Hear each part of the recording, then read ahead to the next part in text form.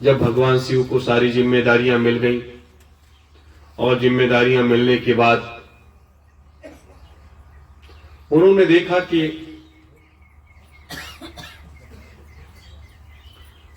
ये सारे कार्य करने वाला कौन है, वहां तक पहुंचा जाए और उस मार्ग को प्रशस्त किया जाए। दर्शन दुर्लभ तो होता ही है, लेकिन दर्शन कैसे मिले? जैसे हम आप सब अपने गुरु के लिए तड़पते हैं कि दर्शन कब मिलेगा और कैसे मिलेगा, उसी तरीके से शिव की भी, भगवान शिव के अंदर भी एक तड़प रही है कि हम सतलोक तक कैसे पहुंचे और अपने परम पुरुष परम पिता का सानिध्य और दर्शन कैसे प्राप्त करें। ये एक बड़ी चीज रही, लेकिन जब वो अपनी साधना में लीन हुए, नाम जप करना शुरू किया, तो उनको तीनों चीजें उनके एक साथ थी। नाम जप भी था, ध्यान भी था, सुमिरन और ध्यान भजन, वो तीनों एक साथ वो करते थे। एक व्यक्ति एक साथ सुमिरन और ध्यान और भजन कैसे कर सकता है? लेकिन तीनों की जो व्यवस्था थी, इसीलिए उनको त्रिगुणातीत कहा गया। वो तीनों चीजें एक साथ करते थे, सुमिरन भी करते थे और ध्यान भी करते थे और भजन भी करते थे। और जब वो तीनों चीजें एक साथ करते थे, तो जो नाम जप था, वो इन तीनों में मिश्रण होता था। और मिश्रण होने के बाद एक है साधे सब सद है, तो एक सूत्र को उन्होंने जो पकड़ा, वह सूत्र सिर्फ सदगुरु के, सत्पुरुष के, उनके चरण कमल थे, जो उतने तक वो देख पा रहे थे।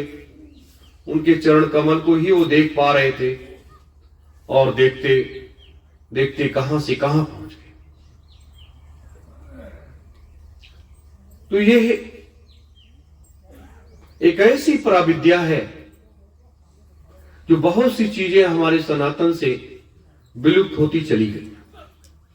जैसे जैसे लोग आगे बढ़ते चले गए, वैसे वैसे वो चीजें विलुप्त होती चली गई।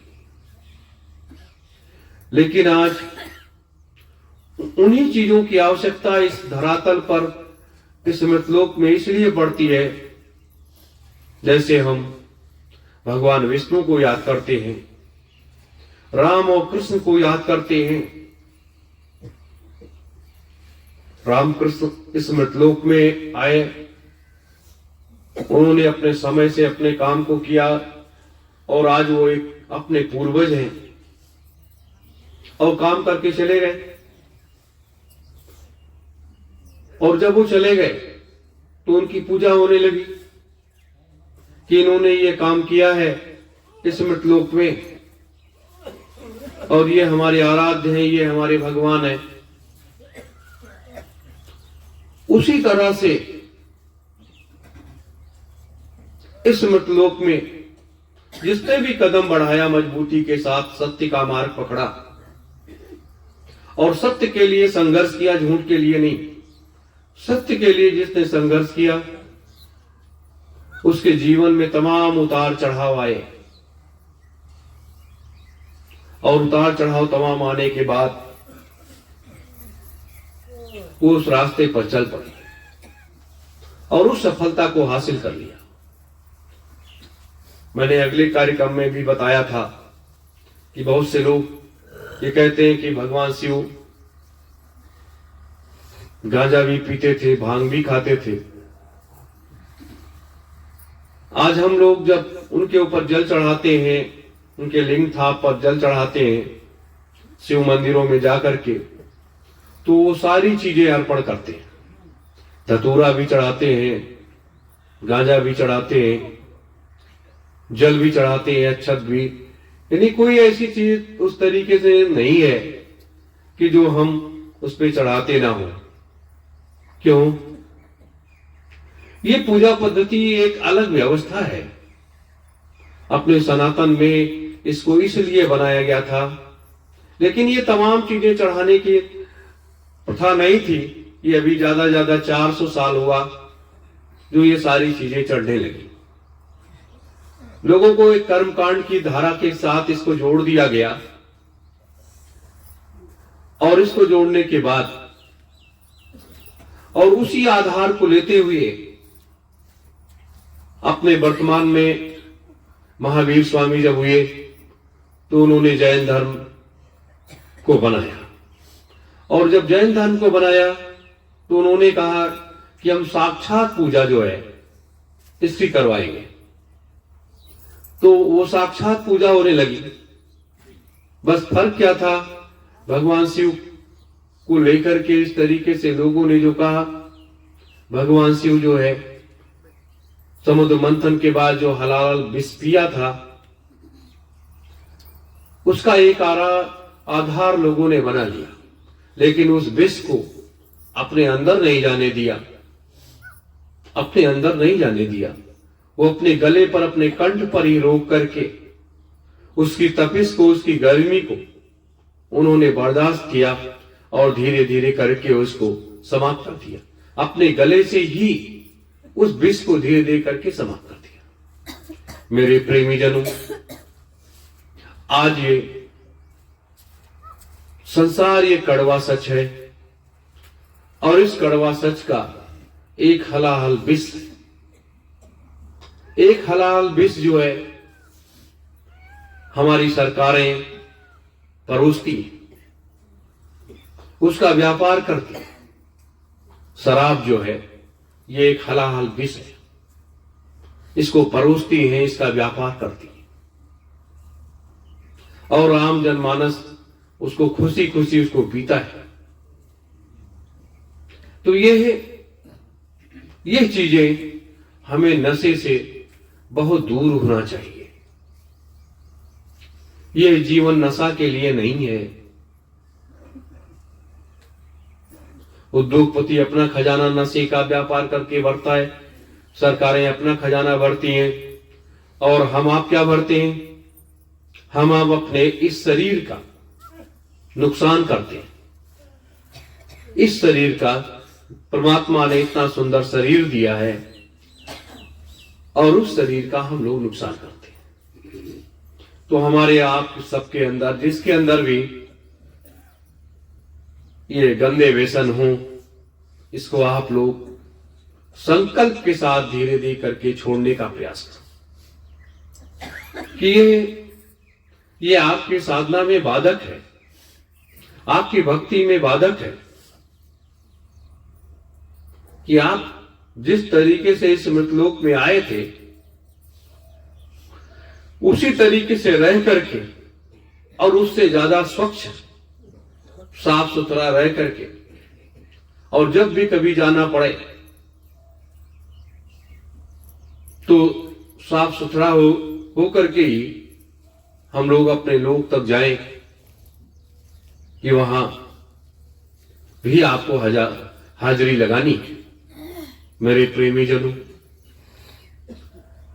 यही महात्माओं के शरण में जब लोग जाते हैं तो इन्हीं चीजों को सीखने का मिलता है। और जब कोई महात्माओं के शरण में जाता नहीं है तो उसे क्या मिलेगा? परम पूज्य स्वामी जी महाराज ने करोड़ों करोड़ों लोगों का ये सारी चीजें छुड़वा दिया। तब उस समय धर्म जो है व्यवसाय नहीं था, धर्म एकातीत व्यवस्था थी, और धर्म जो है वो सत्य का मार्ग था। आज का धर्म व्यवसाय हित में है, व्यवसाय रहित नहीं है, व्यवसाय हित में है। मेरे प्रेमी जनों,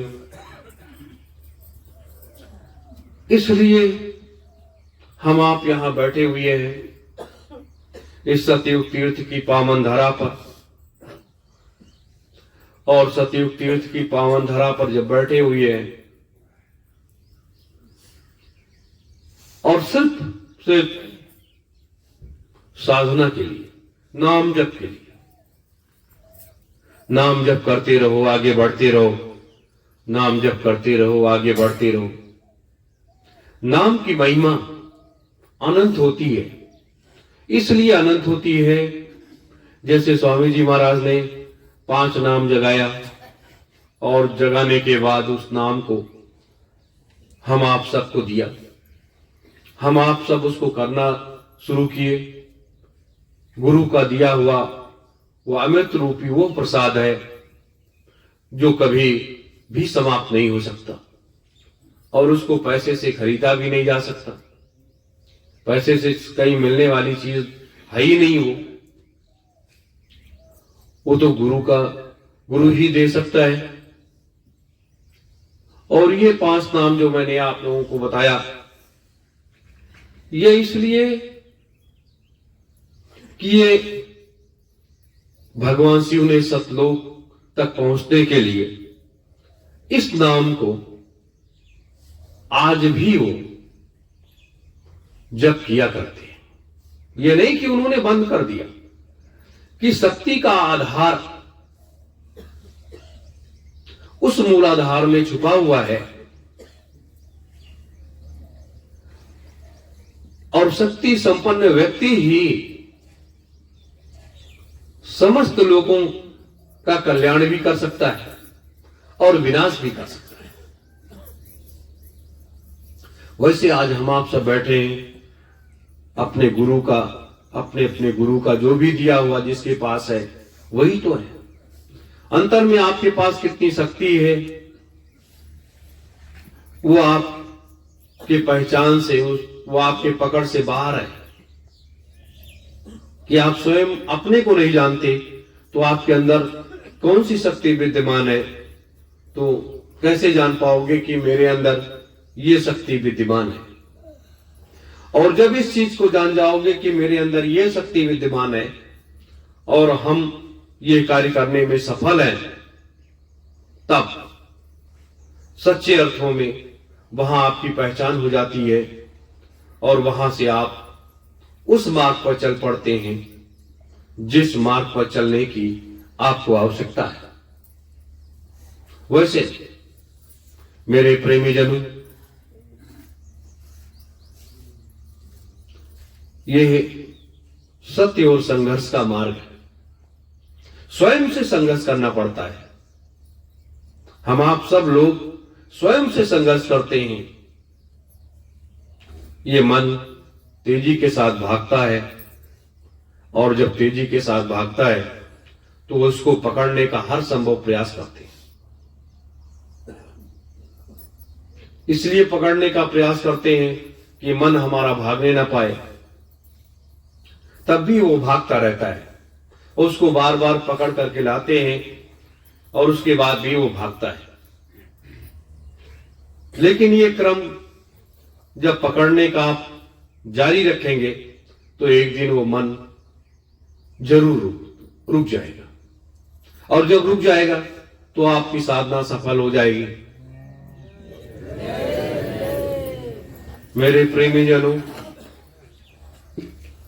तो इस मन रूपी वेग को हम सब लोग रोकने का प्रयास करें। वो कैसे रुकेगा उसके बारे में भी आपको बताएंगे कि समय का चक्र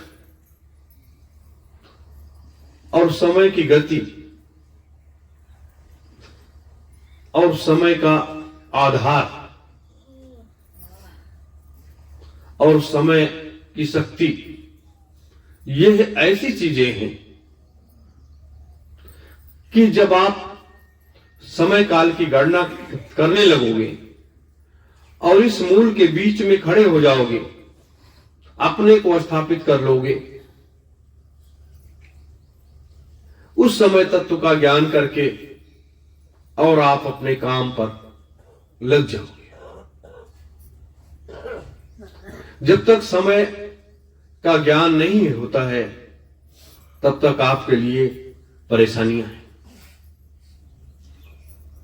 बस इतना ही कि आप सब लोग हमेशा खुश रहो, हमेशा नाम जप करते रहो और हमेशा अपने गुरु को, अपने पिता को, अपने मालिक को याद करते रहो और आपका अंतर्मन हमेशा अपने मालिक के लिए वेदना के रूप में तड़पता रहे।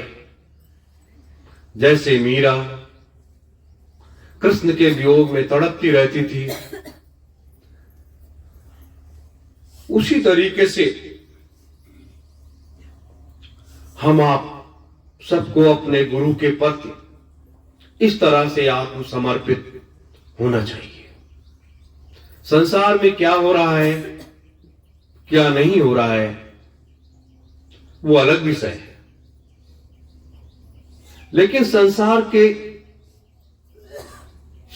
की व्यवस्था को ही तो बदलने के लिए आप सबों को तैयार किया जा रहा है। आप सबों के अंदर आध्यात्मिक चेतना की शक्ति जागृत की जा रही है कि अगर आप सबों के अंदर आध्यात्मिक चेतना की वो शक्ति जागृत हो गई तो आप इस कार्य के लिए जरूर सफल हो जाओगे। और ये सफलता की एक पहचान है कि सुबह शाम इस स्थान पर बैठ करके आप साधना करते हो और ये जो भी कुछ यहां है, जो कुछ है, यह आप सबों का गुरु का आशीर्वाद है और आप सबों के मेहनत और मजदूरी की कमाई यहां पर है, जिसके नीचे आप बैठे हो। कोई अलग से कोई व्यवस्था नहीं है। मेरे प्रेमी जनों, कल मैंने बताया था कि 88,000 ऋषियों ने इस जमीन पर बैठकर, ना कोई फर्श थी, ना कोई तखत था, ना कोई चीज नहीं थी, और इस पर बैठ करके, इसी जमीन पर बैठ करके, हम आप तो गद्दे पर बैठे हुए हैं, तखत पर बैठे हुए हैं, ये व्यवस्था है, लेकिन वो तो इसी जमीन पर बैठ करके 75 साल व्यतीत कर दिया अपने जीवन का। जितने भी बच्चे थे जानते हो, सब 9 साल की उम्र थी सब बच्चों की, और 9 साल की उम्र और उसके बाद 75 साल की साधना, कितनी बड़ी बात थी। यह इसीलिए भारत भूमि पर सब लोग, दुनिया के लोग नतमस्तक हो जाते हैं। भारत का एक दिन का बच्चा भी, वो भी महान शक्ति के रूप में कभी कभी आ जाता है। और उसका जीता जागता उदाहरण भगवान कृष्ण का रहा कि जन्म जेल में हुआ और उस भयंकर नदी को पार करके उनके पिताजी ले जा करके नंद बाबा के यहां पहुंचा दिया। क्या है, एक दिन का ही, वो एक घंटे का ही बच्चा था। मां के गर्भ से जन्म लेने के बाद एक घंटे का ही बच्चा था। तो ये वो भारत भूमि है, और इसी भारत भूमि पर शक्ति का सबसे बड़ा केंद्र होता है, और इसी शक्ति के केंद्र को जो लोग जगह ले जाते हैं वही पूजनीय हो जाते हैं। आज हम आप सब इस सुनसान वीरान जंगल में आदि गंगा माता गोमती के गोद में आकर के बैठ गए। क्यों बैठ गए? गुरु की आज्ञा मिल गई, आदेश मिल गया कि आपको वहां जाना है और वहां ये काम करना है। आकर के हम आप इसको साफ सुथरा करके बैठ गए, अपने काम में लग गए। तो अपने काम में लग जाने का मतलब यह है कि हम आप गृहस्थ होते हुए भी विरक्त हैं। सब लोग गृहस्थ होते हुए भी विरक्त इसलिए है कि इस वाह्य रूपी संसार की और काल माया देश की ये जो व्यवस्था है उसके बीच में अपने लोगों ने अपने गुरु के आदेश से अपनों को स्थापित कर लिया। ये बहुत बड़ी चीज है। जैसे राम, लक्ष्मण और सीता ने अपने को स्थापित कर लिया था, तो ये बुद्ध ने अपने को स्थापित कर लिया था, ईसा मसीह ने अपने को स्थापित कर लिया था। यही एक अच्छे लोगों की एक पहचान है। आप सबके अंदर गुरु के प्रति समर्पण नहीं होता, भाव नहीं होता, या उनके अधूरे कार्यों को पूरा करने की तमन्ना नहीं होती, तो आप यहां पर क्यों आते? किस लिए आते? हम आप भी मानव समाज के एक अंग हैं और उसी अंग की कड़ी को मजबूती के साथ बनाए रखना ये अपना धर्म है। और जब तक ये महान संकल्प पूरा नहीं हो जाता अपने गुरु का, तब तक सतत संघर्ष करते हुए आगे बढ़ते रहना है। सतत संघर्ष करते हुए आगे इसलिए बढ़ते रहना है कि संसार कुछ भी कहे, अच्छा कहे, बुरा कहे, उस संसार की चिंता नहीं, हमें तो चिंता अपने गुरु की है, अपने पिता की है, कि जिसको इस मृतलोक में आकर के भी अपार कष्टों को सहना पड़ा और उन कष्टों को सहते हुए भी उन्होंने अपने महान संकल्प लक्ष्य को नहीं छोड़ा। ये एक बहुत बड़ी चीज है। जैसे नेताजी सुभाष चंद्र बोस जी ने कहा था कि अभी एक लड़ाई और लड़नी है, वो होगा तृतीय महायुद्ध, और तृतीय महायुद्ध में मैं कंधे से कंधा मिला करके एक लड़ाई और लड़ूंगा।